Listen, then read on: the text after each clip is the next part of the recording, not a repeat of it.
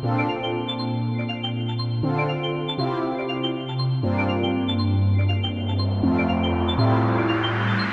pandemi COVID-19, 64,13 juta usaha mikro dan kecil terdampak secara ekonomi.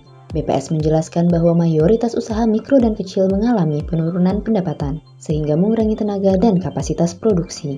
Sebagian kecil bahkan harus menutup usaha. Dampak pandemi pada usaha mikro dan kecil ini harus menjadi perhatian pemerintah, mengingat usaha mikro dan kecil memiliki kontribusi yang besar terhadap perekonomian nasional. Pemerintah perlu memberikan stimulus ekonomi yang tepat untuk menjaga keberlangsungan usaha mikro dan kecil. Stimulus seperti apa yang cocok untuk keberlangsungan usaha mikro dan kecil?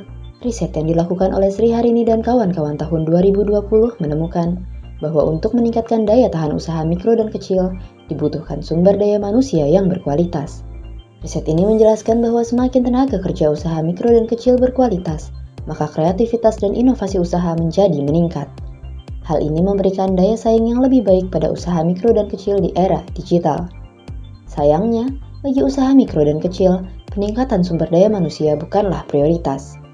Survei BPS pada Oktober 2020 menemukan bahwa usaha mikro dan kecil lebih mementingkan kebutuhan modal usaha dibanding untuk meningkatkan kualitas tenaga kerja. Dampaknya, usaha mikro dan kecil tidak memiliki sumber daya yang cukup untuk mempertahankan usaha di masa pandemi.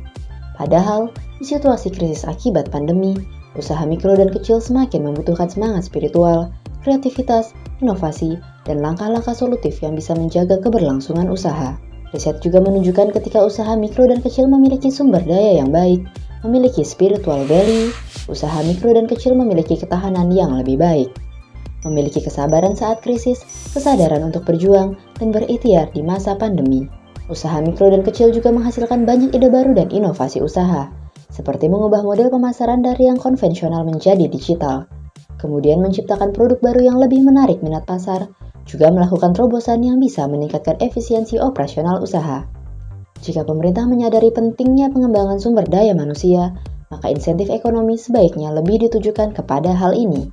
Dengan meningkatkan sumber daya usaha mikro dan kecil, usaha masyarakat menjadi lebih berdaya saing dan berkelanjutan. Hal ini sejalan dengan tujuan SDGs yang merupakan komitmen nasional dan global untuk mensejahterakan masyarakat. Jika pemerintah mengutamakan kualitas sumber daya manusia usaha mikro dan kecil, pemerintah akan sesuai dengan 17 tujuan SDGs, yakni pertama, menciptakan kehidupan tanpa kemiskinan. Kedua, menghindarkan masyarakat dari kelaparan. Sehingga ketiga, menciptakan kehidupan yang sehat dan sejahtera. Keempat, dapat menghasilkan pendidikan yang berkualitas. Kelima, menciptakan kesetaraan gender.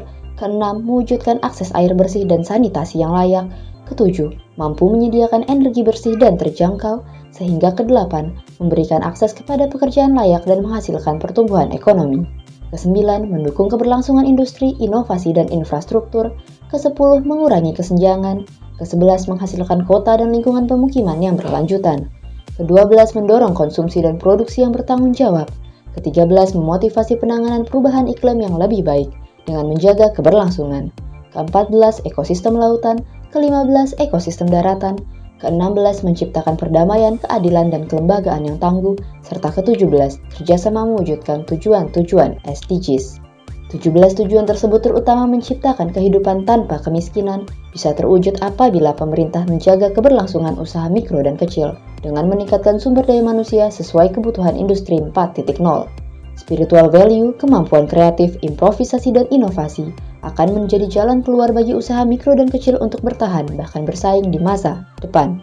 Melalui video ini kami berharap dapat mengomunikasikan kesadaran tentang pentingnya kualitas sumber daya manusia usaha mikro dan kecil, sehingga dapat ditindaklanjuti oleh pemerintah melalui berbagai program dan inisiatif yang lebih menyasar pada kualitas sumber daya manusia untuk masa depan usaha mikro dan kecil pasca pandemi di masa depan.